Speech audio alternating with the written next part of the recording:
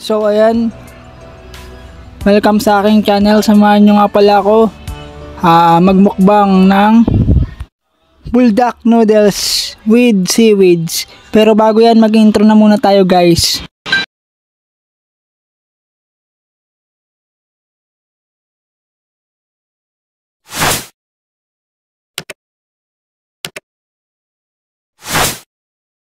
So ayan guys, samahan nyo pala ako guys, magmukbang tayo guys ng seaweeds with buldak noodles. Yung Korean buldak noodles yun.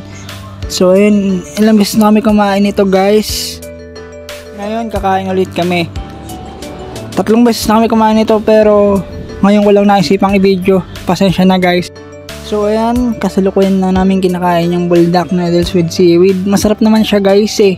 Kaya paulit-ulit kami kumakain yan. Yung kapatid ko kasi bumili ng isang box na seaweeds, tapos buldak noodles. So ayun, kahit saan naman actually pwede maki-partner yung seaweeds. Kahit nga fishbowl pwede. Kaya nga sinubukan din namin yun. Maraming beses na kami kumain ito, pero hindi ko nabibidyo yung iba kasi nga tinatamad ako. Alam nyo naman, inaabot rin tayo minsan ng katamaran gumawa ng content, lalo na kapag wala namang jar. Mabigat nga lang siya sa tiyan, pero masarap naman kahit hindi ka na kumain ng gabihan. Actually ito na nga lang yung kinain ko, hindi na ako kumain gano'n ng gabihan kagabi. Kasi nga busog na ako at mabigat na yung tiyan ko. Ako 10 seaweeds yata yun, 10 seaweeds. Tapos yun, pagpasensya nyo na yung boses ko guys, kasi medyo inubo pa ako. Pinilit ko lang talaga magkaroon ng voiceover to para mas synthetic, para mas masaya, di ba?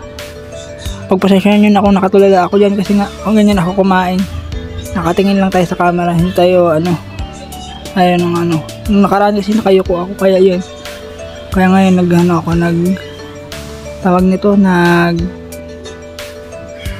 hindi ako yumuko para gumanda yung mga video natin. So ayan, papakita ko lang sa inyo pala yung proseso ng paggawa nitong seaweeds. Nandun sa unahan ng video ko guys, panoorin nyo lang. Pero sasama ko siya dito kasi nga para makita nyo rin kung paano siya ginagawa. Madali lang naman siya gawin. Naglagay lang kapatid ko niya ng gatas tsaka ng cheese. Yung cheese kasi ang nagpapasarap dyan sa ganyan eh. Try nyo na din magluto nito para matikman nyo kung totoo yung sabi ko o hindi. Kaya ang humusga para alam nyo kung gaano kasarap. Mahirap naman kung hindi kayo masatisfied. Basta ako satisfied ako sa lasa nito. Hindi ako naumay. Pero minsan may time rin na nakakasawa kasi pag paulit-ulit na lang, buti na lang minsan lang talaga kami kumain yan. Hindi kami araw-araw. Mga kapatid ko naisipang magluto kagabi. Kaya yun, inuubo pa yung host niyo, sumasayaw pa.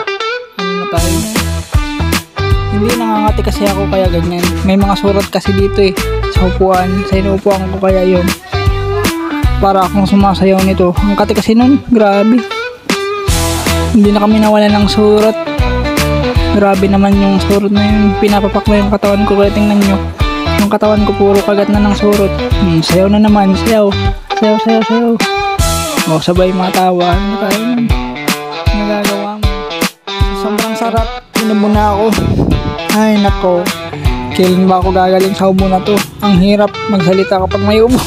Tingnan nyo, inubo na naman. Ay nako, hindi ako makapag-concentrate sa ginagawa ko. Ay, sana talaga may manood nitong video na to guys. Super sarap nung kinakain ko dito sa video na to eh. Nakakapag-enjoy talaga. Sobrang sarap. Wala na akong masabi. Grabe. Speechless. Pero bago tayo magpatuloy, inom na muna tayo ng buko para meron tayong lakas. Kahit inuubo ako, inom tayo ng buko.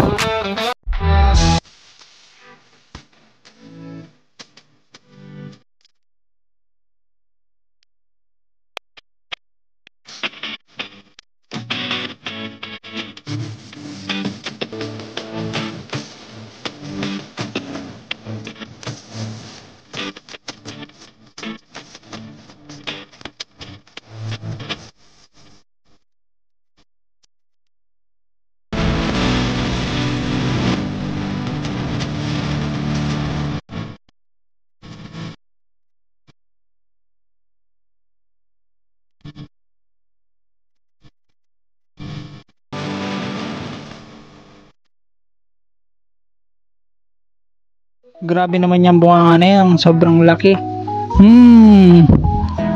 Baka may pumasok na langaw. Ituloy na natin ang pagkain para matapos na to. Sarap. Sa puntong ito ay nagpasya na akong itigil ng pagkain ko ng seaweed tsaka bulldog noodles kasi sobrang bigat na ng katawan ng tiyan ko. Hindi na kayang tanggapin ng tiyan ko yung mga susunod pang bulldog noodles na ihahain sa akin.